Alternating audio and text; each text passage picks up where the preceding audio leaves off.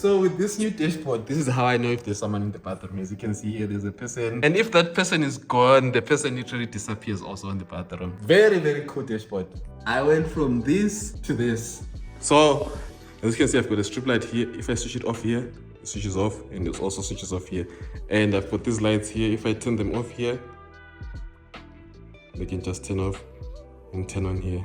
Then I've got a PC light behind the PC. As you can see here, if I turn it on here, it turns on. Then I can also turn on my PC from here by just tapping on the PC. Yep. So wouldn't that be cool? Just going there, like, turn on the light. Then here you tap also, turn on the lights. If you have got curtains here, you just tap on the curtains. Wouldn't that be cool? Yeah? It would be. This is an exciting project, so yeah. Can't wait. I wonder how long it's gonna take me. I have to do a countdown and see what.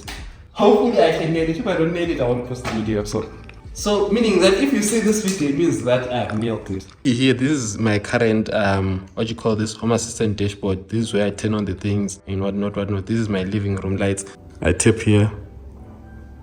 They turn on. So I wanna try and attempt this dashboard right here, as you guys can see. This looks so cool for me. So yeah. Just saw this on YouTube, so I'm just gonna try and figure out how to do it, but hopefully my hardware is capable. So so it turns out most people on Home Assistant, they actually use Home Sweet Home. What? Okay, Sweet Home 3D to actually model their house. So I actually need to do a plan. So this is the software that I'm gonna be using. So I'm gonna try out this software, and hopefully I can win to like and model my space here. It's a small space, so hopefully I can do it in 30 minutes. But I'm figuring things out, so I'm really not sure. So yeah, bear with me. So after I saw the floor plan on the TV when I was watching YouTube, I discovered that this has been something that people have been doing for years, but I'm too late in the game. But I was just gonna do it anyway, even if it's too late. There are other better dashboards, but I just feel like this one is the most convenient one because you can see all the rooms in one place, and you know what this is. If this is a light, you just tap on the light. So this is like day 2 of actually me doing this floor plan and what you call this Home Assistant floor plan thing. So yeah, I actually worked on this. As you can see here, this is the Sweet Home 3D. So I did the floor plan here. This is how my place looks like. I do have some experience in architect. I actually used ArchiCAD back in high school, but that was like over 10 years ago, I would say. But yeah, this is but I've never used the software. It took me about 2 hours just to do this. So this is like my living room right here, as you can see. I don't know if I nailed it correctly, because this is where I'm sitting right now. As you can see, I'm sitting here. Yeah, I've got a chair, I've got a couch, this mirror. Let me show you the actual place so that you can see. As you can see here, this is how it looks like. Then this is how my place looks like. There's the other chair. There's the mirror, there's the couch, the TV is right here.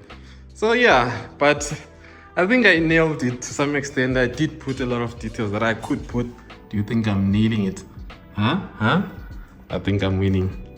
My short-lived architectural career helped a lot because I knew the wall sizes by heart, and I also didn't really measure the place. I was just scaling. I just checked, estimating, but I feel like it's almost accurate. But yeah, after that, so I did walls, as you can see here. Then the thing that took me the most time was when I was actually trying to put on the TV, like, because it doesn't tell you that how do you put on the TV like on a certain height. Maybe your TV is like 1 meter high from the ground. It doesn't tell you that, so you need to figure out those are things that are suffering about. The mirrors, also I couldn't get a strip light to do like this, but I got the light that goes across behind the mirror. So it was just challenging, but it was a good challenge. Doing the floor plan alone took me about 20 minutes, but putting everything, like the furniture, took me like 2 hours. Like, that was crazy. So after that, then I saved the home, then I rendered the full 3D at night. Then I turned on I also placed the lights. So with Sweet Home 3D, what's good about it, if you put a light and you render your home, like get it at the render, that light is just gonna show how it turns on when it's on, and it's just gonna show where it goes, like the flow of the light. You know, it's just, if you've got windows, it's just gonna overflow outside through the windows, and all of that, and it looks very cool. So I did save the full home as it is. Then I saved each room with each light, because that's what people suggested. If you turn on this light, save it, render it. The other light, render it. So that's what I did. So yeah, I finally got the layers here. So I had to go to Photoshop, resize everything to this portrait orientation, because I'll be using my phone probably to turn this on. So I had to resize. Now I've got the lights. Every light is here. You see, every light, and the normal floor plan is here. Then also create, you see this is the icon, the glowing globe icon that I had to place here. So it's actually clickable, as you can see. If I click on it, oh come on, it turns off, and the light turns off there. If I click on it, it turns on here, and the light turns on there. So yeah, I'm winning, guys, I'm winning. So right now I'm just gonna try and duplicate everything that I've done here, and yeah. Photoshop was easy piece, which was just a matter of resizing all the pictures to the frame that I want. Then what I did, I saved all these as PNGs. Then I had to compress them because I wanted it to be very super fast. So I compressed them with compresspng.com. So I compressed everything, then uploaded all the pictures to Home Assistant. Then now it was time for the coding part, because I didn't know that you can actually do this with the UI. Then I took my code, took it to ChatGPT, then asked ChatGPT, how do I do this with the YAML?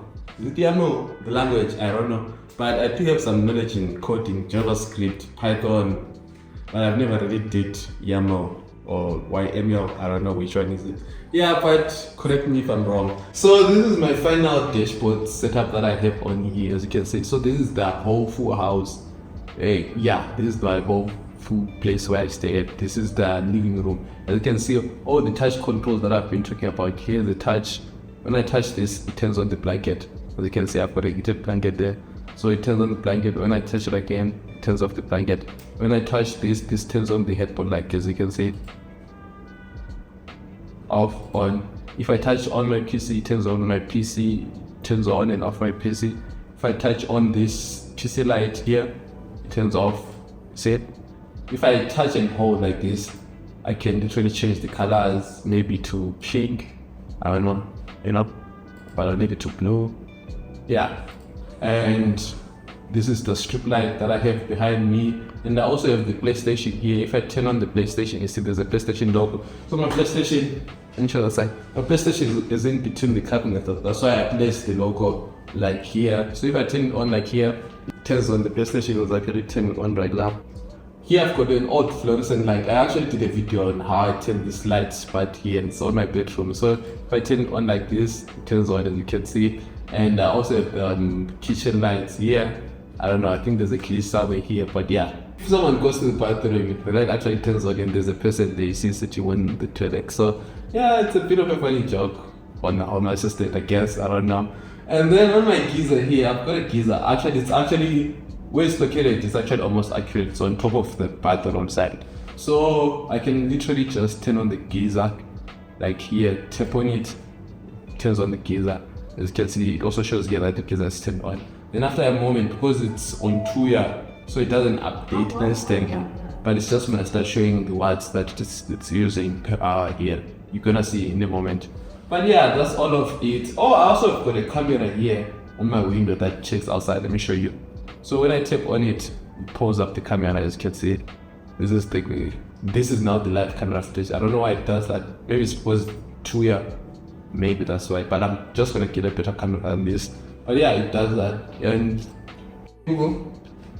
play music on the house. So music is now playing. It shows different spots in the house where I've got smart speakers. So here, as you can see, it's playing here, it's playing here, it's playing here. It's showing everywhere because right now the music is playing everywhere. So I can literally control the music, like skip, pause from here, I don't know, yeah. Or lower just these speakers for low, things like that. So on the PlayStation here, it also shows the status. If I'm playing maybe Fortnite or something, it shows that I'm playing Fortnite here. So yeah, guys, it's been a cool dashboard. For me, it's very cool. I also have the weather right here. I managed to type down the weather. Tap on it, you can see what's happening, and you can see if my girlfriend is at home or away. You can see me if I'm at home or away. So it's a very, very cool thing. But this wasn't a tutorial because I was also learning and moving with the thing. But it's cool that you can actually literally do this. As you can see here, my geyser right now is using 2011 watts. So yeah, I think it's looking cool, and I even got a black theme here. You see, my house is in the pitch black area, and also I've got this theme that's pitch black to actually show, to make it look cool. And I feel like this is the coolest I've ever done on Home Assistant. If you wanna watch a video where I actually help a friend of mine to actually install a smart geyser switch like this one that you can actually turn on and off from here, you can watch this video right here.